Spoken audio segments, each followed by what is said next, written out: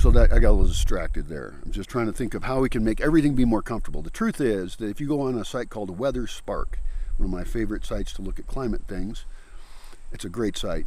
And you can type in places whose climate you know and places that you don't know. And it will tell you the difference in the climates. Because I think climate is a huge issue when you decide where you want to live in the world, if you're going to decide that. Now, we were talking about the rainy season before here, and I love the rainy season. I love that the rains come in the summer when it would otherwise be too hot.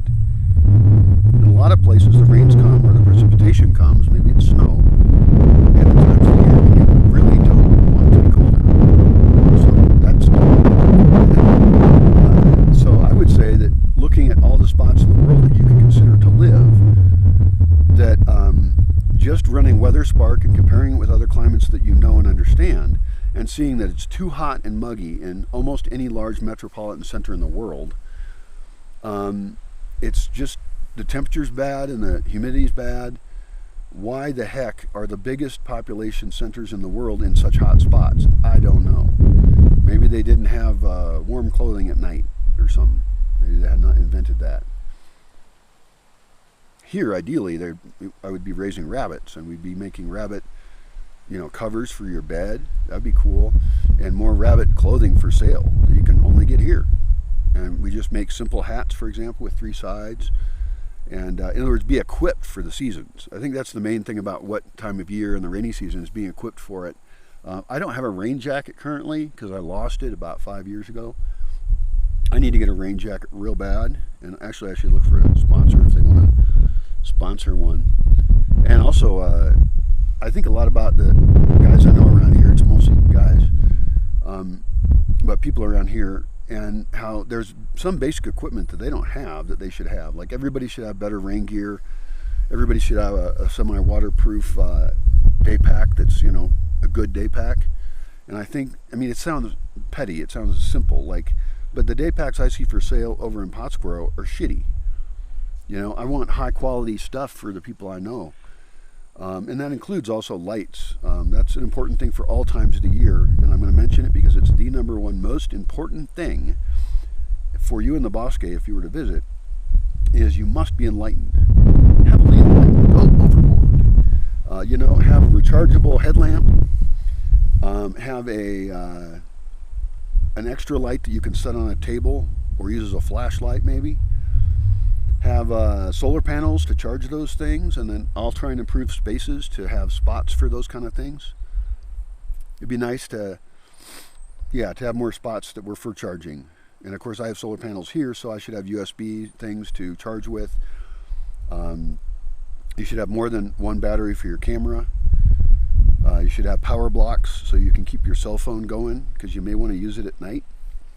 In other words, expect that you're essentially going camping here, and bring what you can to make that better. And I have some other videos about that and reviewing what one woman brought here as her power equipment, and she did really well, actually.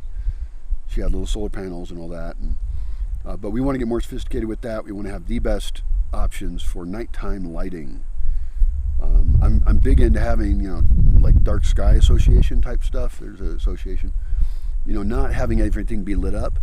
But that means that you, as an individual, need to enlighten yourself, literally, and have the right equipment to be comfortable during whatever time of year you come. You're going to need a rain hat or a hat that works in the rain during the rainy season. Some people do use umbrellas. That's fine. You can use an umbrella. I should also have these things for sale. I don't currently, but you can check before you come.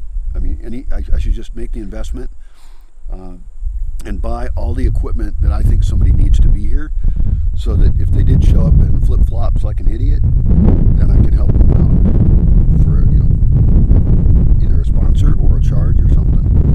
I'm very open to products being sponsored here. I think that's a great idea. If I like the product and it's useful. Well, we done talking about the rain. So yeah, I have a rain jacket. I just use these Tevas here as shoes because I don't like to have dirty socks, basically. And that means I walk around in the rain in them. I do. And mud. It's okay. You know, I walk through a mud puddle if I have to. Don't like to do that, but you know, and I soak my feet. My feet are probably the dirtiest part of me. But I soak my feet occasionally, and that's a good tradition to have here, where we use nice, hot, pleasant water. And sometimes when you soak your feet, this is all times of the year you could do this, you could put in there a little bit of soap if you wanted to, be fine. You could put in vinegar. I'm not sure what that does exactly, but I've dumped vinegar in there before. I just, you know, want to kill off anything living on my feet, and I scrub them down with a sponge. Everybody should have their own sponge, in my opinion, for feet cleaning. How we got off on feet cleaning from rainy season? Anyway, that's enough talking about the rainy season.